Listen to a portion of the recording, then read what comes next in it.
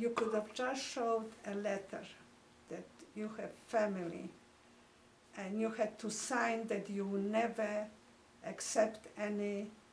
ask for any help, like welfare.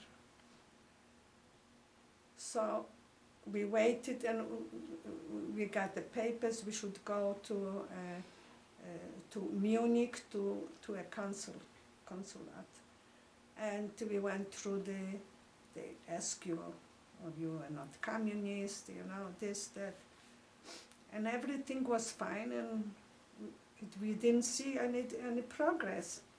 Later on, we found out there was a woman who worked in UNRWA, American, and she sent guys on our papers, young fellows, she sent to the United States. Because when we came to America, my husband's aunt asked, who is this guy and this guy? They called her that your nephews came, and she said, I haven't got this, they are not my nephews. She falsified. Can you imagine? No. Her name was Miss Levine. She is no more alive. She was in a uniform from UNRWA. So we had to wait another year. Wow. I forgot, when was you had a daughter born in camp? No. My daughter was born in the United States. Oh, you had no children born in camp? No. Okay. My daughter was 2 pounds 14 ounces. And born in the United States? Yes, in Brooklyn. In Brooklyn, okay. A preemie.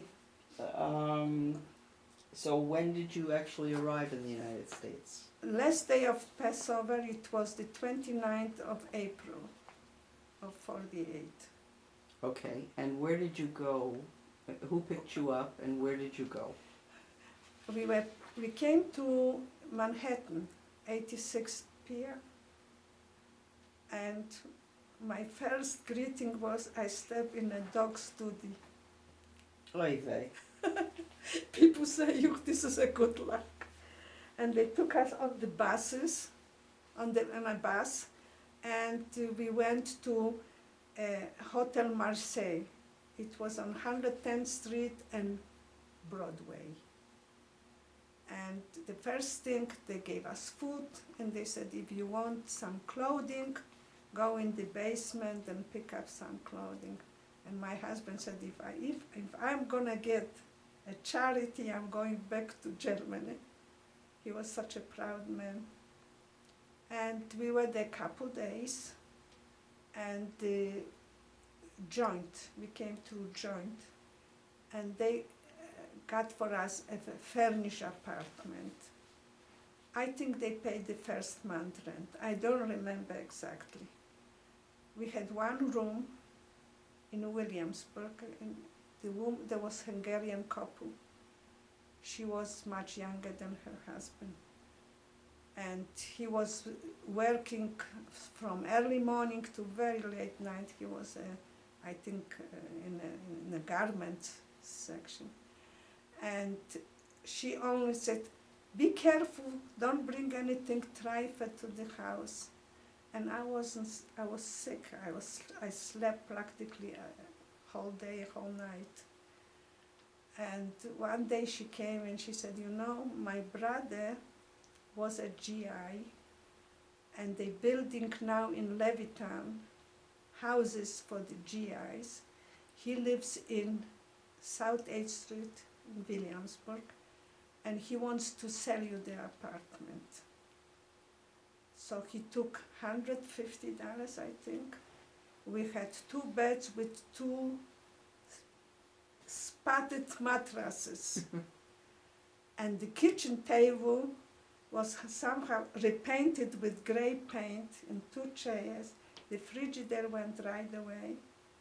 And we had to give $25 to the super. And the next day when we came into there was 4 flight up. The house was nice. Nice steps, everything was like a marble white steps. It had 2 bedrooms, and it had a bathroom, but with toilet in, because people were living on the east side. They have one toilet for the whole floor, and one, and cold flat. We had a regular apartment, and the super gave us 30 increase of 15%, and we grabbed the apartment. And next day, somebody knocks at the door, and a man comes and he says, "I am the administrator. Where is your furniture? I was waiting a whole day for the truck. We only have 2 suitcases, that's it. Right.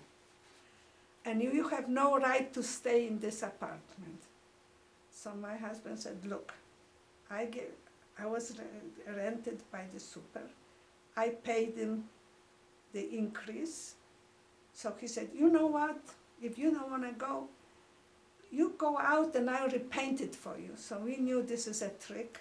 And we said, "We are not going." So a day later, the same super who accepted $25 brought us a summons to the court. And my husband going to work saw a lawyer. So he went to the lawyer and he told him the story. He said, "Give me $25, I will come and I will represent you." And where we lived, next there was a King Plaza, they call it, King's Plaza. And there was a trolley car that for 2 cents could take you over the Williamsburg Bridge to Delancey. You know it's Delancey. And there was a court, night court there, so we didn't have far to go. And the guy comes, and he was a young, good-looking fellow. He said, "The people came without the right. I promised the apartment to somebody else, and they have no right to come like this. I am the administrator. I rent, and I." So the lawyer said, "All he wants is to get money under the table." That's what the lawyer said. And the people just came from the concentration camps. And they came legal, they gave the increase, and the judge said, "Who collects the rent?" So he said, "My super. If your super collects the rent, he has the right to rent the apartment." And we won the case. So people wanted to give me $1,000. We should give them the apartment. It was 2 bedrooms. Later, my sister, who came before me, she lived in an apartment that was terrible. Broken window, cold flat. In the winters, snow was coming. The rats were singing at night. And the toilet was in the hallway. So I said, "Move with us." And she moved and stood with me in the other bedroom. Was she married? She was married, yes. So the 4 of you lived together. Yeah. There was a question I had. When you were in Stuttgart, did you ever go to other DP camps, or did you stay in Stuttgart? I was in Feldafing. You had friends there? I had friends there, yeah. Did you... and Landsberg. And Landsberg. Yeah. What do you remember of those camps? We came to see my husband's mother, best friend, who lived here in Queens till 106. He went to see her, and when we came there, they weren't there. Okay. So I stood by a girlfriend that I knew. She died recently in Canada. She was married, and she gave me and my husband a little like a chair. We slept on that chair together. I never forget, but we always had open doors for somebody else. So people went between camps? Yeah. And in Feldafing, and then I went to Garmisch, because my husband's brother lived there. And later he was arrested, and he was sitting in prison. Did you get him out? My husband got him out. Now there were soccer matches between the different camps. I saw only a match in Stuttgart, but it wasn't between the Jews. It was the German, Augsburg and Stuttgart. this match. Good match? Yeah. Matter of fact, my grandson came from St. Louis to Philadelphia to see a match, soccer match, and then he came here to stood with No, me. but how was the match back then in Stuttgart? Well, it was very nice, but when we were going out, the trolley cars were so crowded. When I was coming up, a German pushed me. So my husband slapped him in the face. And he didn't say a word. He was scared. He pushed me. He wanted to go ahead of me. So at that point, Germans would never touch you. Not me, but they did plenty damage. I knew a woman when I lived in Queens. Her husband went to do some business with the German. He never came back. They killed him. When was that? I don't know. She was a Hungarian woman. She told me she remarried. And she lived in, was my neighbor in Queens. So the soccer teams were between the DP camps and German? No, this was, they were a league, German league. I don't remember the Jewish, but I know there were soccer matches, yeah. Okay. Because my in-laws, he was a good player. Okay. Any other memories of events beside the soccer that you went to in Stuttgart? Any events and I really didn't have any entertainment beside the opera and movies too. I saw Movies movies, too. yeah. I saw movies. Now I remember I saw movies. But a lot you were watching the place where you live. Somebody else shouldn't take away your customers. They were standing by the trolley cars. What kind of customers? The one who were coming to do the black market. They So were standing, and my dog, he recognized somebody that was in my house. He didn't let anybody near. So what kind of business did you do? Selling coffee. They brought the egg powder in a big cans, and peaches. When I was sick, the peaches saved my life. I have anemia. I couldn't eat. It was 100 degrees, and I was shivering under the ibe bed, this ibe bed, the feather bed. And I ate only peaches, and this saved my life. I couldn't eat anything else. And so you were afraid to go away because somebody else can take away your customer. They were very, very, aggressive, our people, men and women, Yeah. There was my neighbor, there was a couple, he was my husband's friend, and he brought shoes, many shoes, and he went to make some business with, and he was a agent, a police agent, he didn't know, and they came looking for him. So everybody stood I live on the first floor, and I threw all the shoes out through the window, and they escaped to Munich. And Why did you do that? To save their lives, because they were looking for them, the German police. So they escaped? Yeah. And their lives were saved? Yeah. Later I was in Germany, they got married in Germany. Mm-hmm. He was my husband's friend. And so-called friend.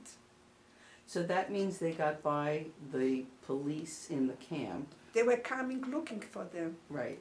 They knew the name. He was very stupid. He was so stupid that the blacks killed him in Connecticut. Very stupid. His brothers told him. They became very wealthy.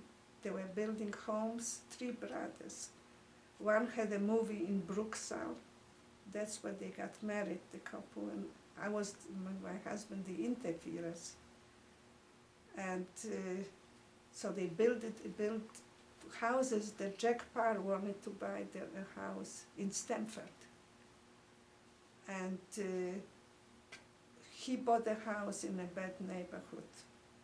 They had a house, a palace. I'm telling you, I used to go there to visit.